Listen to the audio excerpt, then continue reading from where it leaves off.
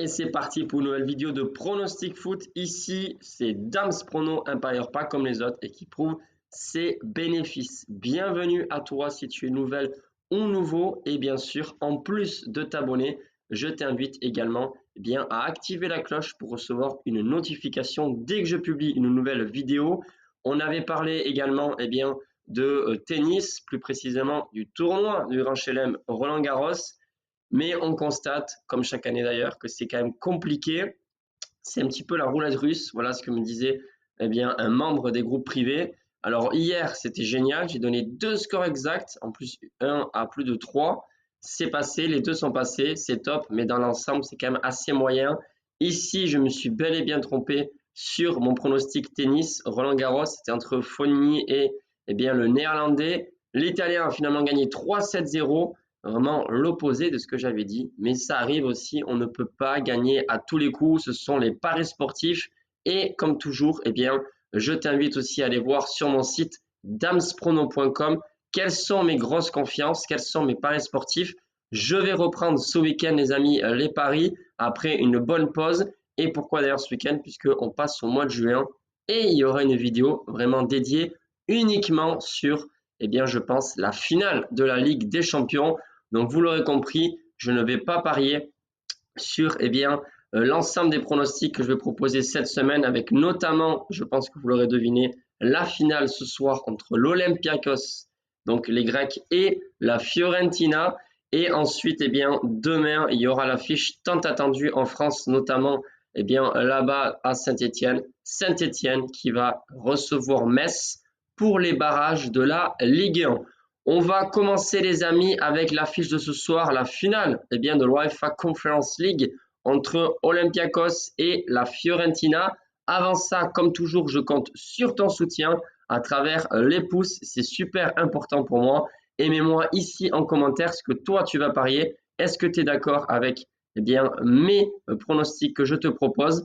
Et bien sûr, on peut toujours échanger si tu es intéressé bien évidemment sur les groupes privés, à savoir que vous avez un 3e abonnement maintenant qui a été proposé à partir de 14,99 €. Donc le premier est à 4,99 € par mois, le deuxième pour les privilégiés à 9,99 € par mois et le troisième, les super fans à 14,99 € par mois. Je, une nouvelle fois, explique à quoi ça consiste tous ces groupes privés. Vous le savez, je suis en recherche de matériel pour progresser sur mes vidéos, notamment en termes de qualité. Et tous ces abonnements vont me servir à moi, mais surtout à vous, pour qu'on puisse avoir vraiment de meilleure qualité.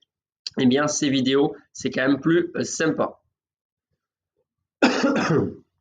Bon, c'est parti les amis pour le premier pronostic de cette finale Conference League. Alors, il faut savoir quand même que la Fiorentina, les amis, ils ont déjà joué cette finale-là l'an dernier. Ils étaient au même stade et ils voulaient bien sûr s'imposer pour se qualifier en Europa League.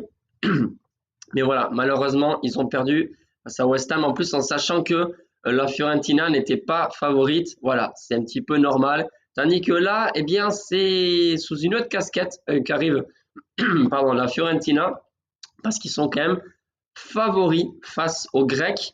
Moi, je dis vraiment favoris entre guillemets. Pourquoi? Parce que l'Olympiakos a vraiment fait forte impression en éliminant non seulement leur adversaire numéro 1, les Grecs de Fenerbahçe, les Turcs, de Fenerbahçe en quart de finale, même si c'était au tir au but, certains diront c'est de la chance. En demi-finale, ils ont sorti West Ham, justement, qui était vraiment le favori.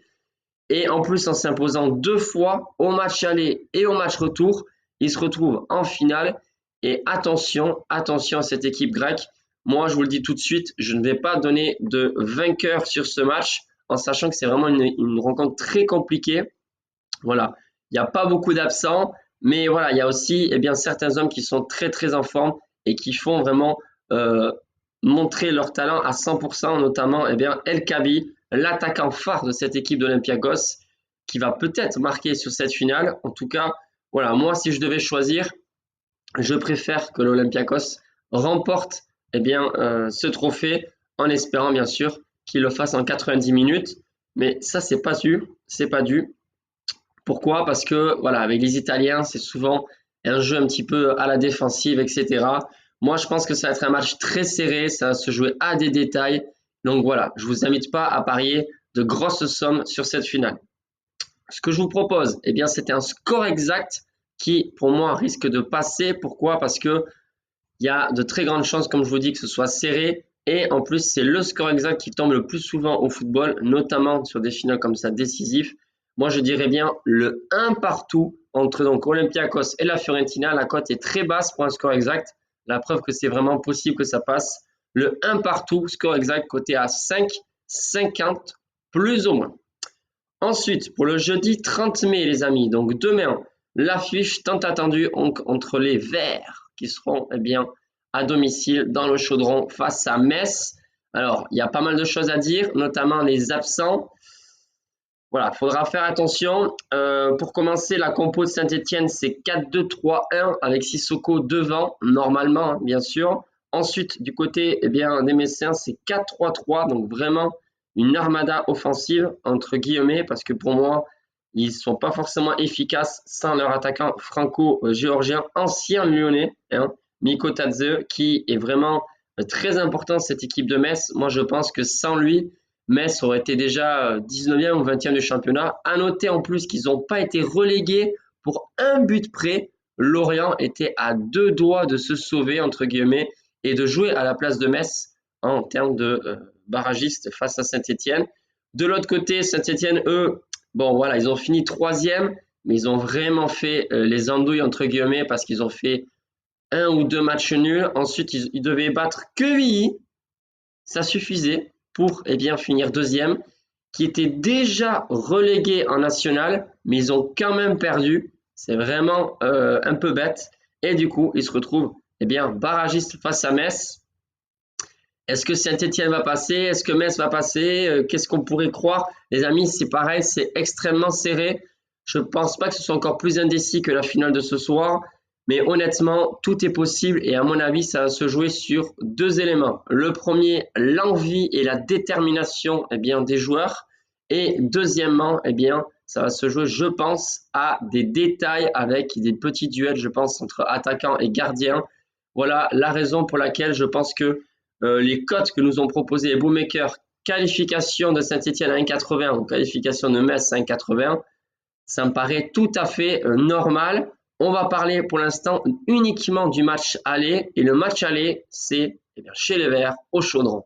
Et à mon avis, le 12e homme va faire la différence. Je vois bien Saint-Etienne marquer dans les dernières minutes ou gagner in extremis, vraiment voilà, dans le temps additionnel ou avant le temps additionnel, mais avec un penalty, un cafouillage dans la défense suite à un corner.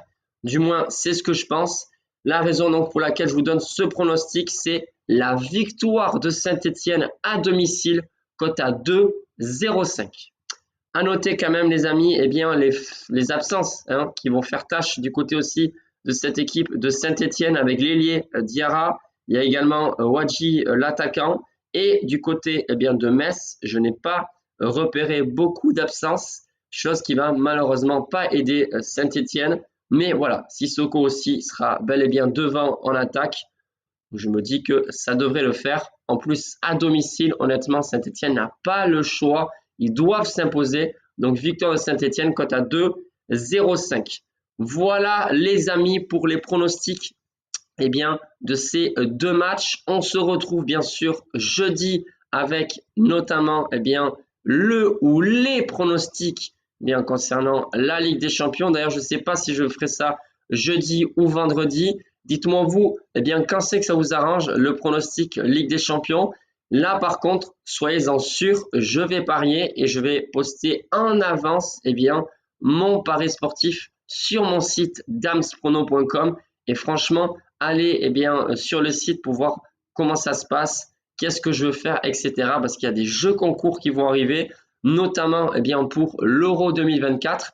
Et ensuite, vous le savez, pour ceux qui me suivent depuis longtemps, je prépare un marathon et j'aimerais bien faire un petit jeu aussi pour vous faire remporter un ou plusieurs cadeaux. Voilà, à savoir, je ne sais pas exactement, mais voilà, c'est pareil, ça part aussi de vos propositions et j'aime bien quand vous proposez des choses, ça m'inspire et ça me donne donc des idées. Les amis, je vous souhaite donc une excellente journée. bonne finale, belle finale pour ceux qui vont regarder le match. Moi, je ne pourrai pas. Et donc, je vous dis à très vite. Bye bye.